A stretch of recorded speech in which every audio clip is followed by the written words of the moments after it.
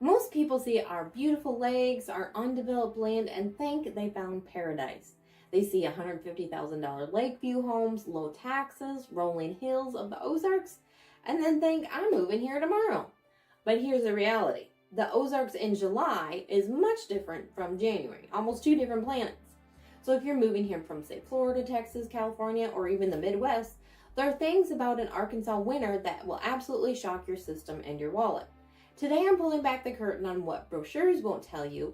If you're planning a move, you cannot afford to skip this. Let's get the biggest misconception out of the way. You aren't moving to the Colorado Rockies. We're in the foothills of the Ozarks. So you're not going to get a whole ton of snow, not a bunch of feet of fluffy white powder that you can just brush off your windshield. But in the Ozarks, we get ice. We get freezing rain, we get sleet.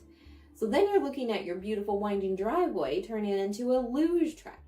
It's because our humidity is so high and our specific in-between latitude, we cycle between freezing and thawing, and freezing and thawing, and freezing and thawing, constantly. So that makes black ice a real daily threat in the winter. So if you've never driven on a sheet of glass while navigating a 15-degree Ozark incline, you haven't lived, or at least been truly terrified yet. And I assure you that this is a very real thing, because the last snowstorm we had, well, actually we only had one storm this year, and it wasn't even snow. Maybe it started out as snow, but then it turned to sleet, and then it turned to freezing rain, and then of course on top there was a nice layer of ice. So when you went around, it would look like snow, but you were sliding right across the top of it. And as I said, then it would get above freezing during the day, so it would melt a little bit, and then at night it would get below freezing. And it would do this for it probably did it for a good 2 weeks. It takes a while for it to go away. But like I said, that was the only snowstorm we had. We were pretty much shut down for 2 weeks. I'm pretty sure they didn't have school for 2 weeks. But that's it. That was the whole winter. And now we're in spring. This is the first day. Yesterday was the first day of spring, March 20th. And now that was the only storm we had all winter, in all of December, January, February. So it does come. We do have it. We do shut down. But it's a very short time period. So that's part of the problem, is that you have to have an expectation of what is going to happen in the winter. So if you're coming from like a major metro area, you're used to salt trucks. They probably go out before the first flake hits the ground, but it's a little bit different here. Yeah, we do have the salt trucks they go out and do that. You can see the tracks where they spray the road to try to keep that ice from sticking, but I assure you it doesn't work. Now, while the city and the county crews do a great job, they do best they can with what they have, but they don't have the infrastructure that you would have in the city or somewhere else that gets tons of feet of snow. In the Cherokee Village alone, not in the whole county of Sharp County, but in Cherokee Village alone, there's 17,000 acres, and there's no way the few, probably 2 or 3 snow trucks, or whatever you want to call them, plow trucks, can handle all that road in a short period of time. And so that's why it takes so long. It's not necessarily that the main roads aren't drivable during that 2-week time period. It's those people that live rurally on gravel roads and things like that buses can't get to, and that's why the schools shut down for so long. But they do plow the roads, they do ice the roads. It's just that because we're so hilly here, and there's often streets that only have one house on them, it may mean you're going to be the last one to get plowed out. So you have to be prepared to be iced in for 2 or 3 days, or 2 or 3 weeks maybe, if it's an extreme situation. But if you don't have your pantry stocked or four-wheel drives, those Ozark winters are going to feel very long, very quickly. So that brings us to our next issue that often comes up during Ozark winters, is the grocery run. Now, most people here, once they hear that there's a storm coming, they are going to the store. The bread, the milk, the cheese, they're going to be gone. Just gotta guarantee it. Me, I don't usually panic because I am from the Midwest, so I'm used to storms. I know they're going to come, and I know it's going to go. And I don't have a problem coming out in it unless it's ice. I mean, you can't, four-wheel drive doesn't do any good on ice. It's ice. But if you're okay, if you keep your pantry fairly stocked and you're not living day to day on what food you have in your house, you're probably going to be okay. The reason that a lot of people panic around here is because in 2009, before I moved here, there was a large ice storm. And that did cause people to actually be without power for 2 weeks, which is a big difference between not being able to get out of your house for 2 weeks. So that is why a lot of people have backup heat, have generators, things like that, to make sure that they can continue to heat their home and not have pipes break and have food and be able to prepare it. So just expect that there's going to be a grocery run when there's a storm coming to town, and either you're prepared or you're not. You'll eat what you have in your house, but the shelves can look pretty bare when there's a storm coming to town. And sometimes some of these towns can kind of look like a ghost town when it comes to the off season. Since Cherokee Village and Horseshoe Bend are vibrant social hubs during the summer, people getting out on the lakes and the golf courses and the community centers and the trails and all the events going around. But oftentimes come January, February, a lot of the snowbirds head south and the vibe kind of shifts. It gets quiet, like really quiet, because there's not a lot of events going on because people don't want to get out and there's not a lot of things to do. So if you're thinking about moving here for the social scene, you need to be prepared for that off season and kind of tuck up inside with a good book.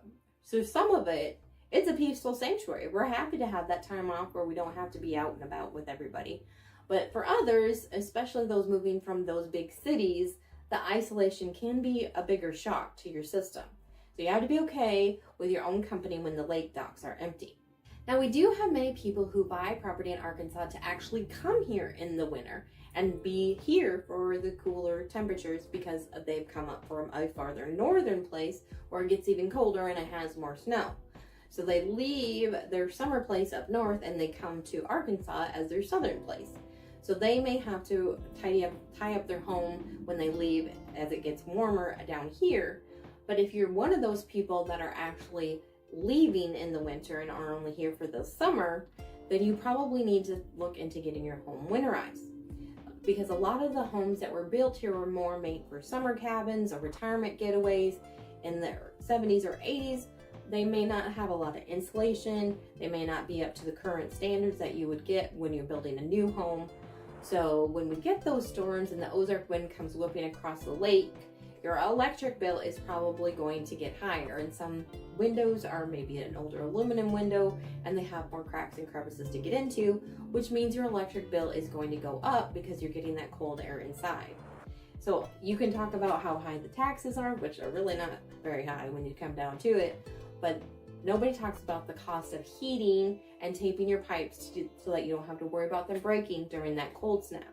Now, during this last storm, we did actually get down to 0 degrees a couple days, but most of the time the temperatures in January are a high of 45 and a low of 25. So it usually doesn't get too much below freezing. However, the pipes here are not buried 6 feet underground like you would find up in colder zones of the country.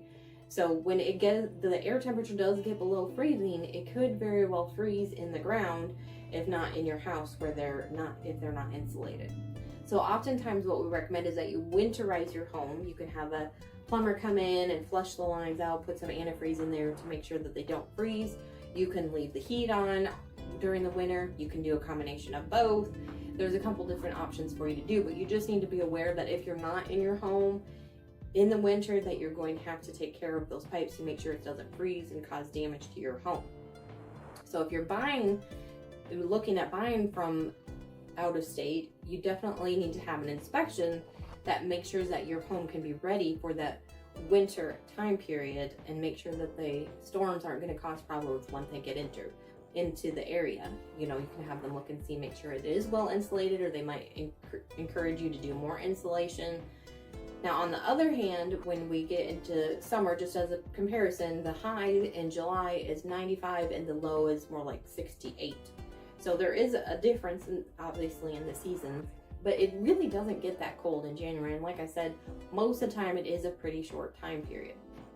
Now, of course, when we get to spring, like we are now, today it's going to be 90 degrees, which is unusual for our spring here.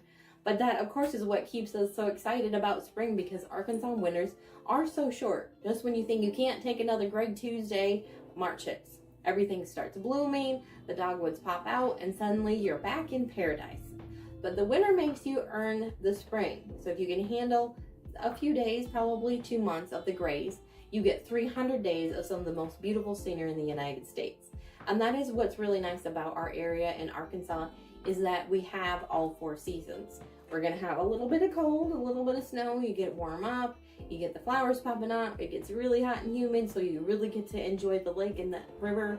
And then we start cooling off in the fall and you get to see the colors change. So it's really nice to enjoy all those seasons, but you just have to get through the winter and be prepared for what the problems that may come up. The Ozarks are an incredible place to call home. I've been here 17 years and I wouldn't trade it for anything. But I want you to move here with your eyes wide open. Don't let a little ice ruin your dream because you weren't prepared. Now, I know I'm painting a chilly picture, but there is a massive silver lining. Even in the dead of winter, there's something magical about looking out your window and seeing the frost on the water. Or sometimes you'll see the ice. I have seen the lake freeze over before. There's a specific kind of peace you only get when you own a piece of the shoreline or have a great view, because the winter is the best time to get a view of the water, especially if you cross the street. So if you're wondering if the winter hunker down is actually worth it for the lifestyle, you need to watch this video on the 5 massive perks of owning a lakeview home. I break down why, even on the coldest days, having the view is the best investment you'll ever make. Thanks for watching and have a blessed day.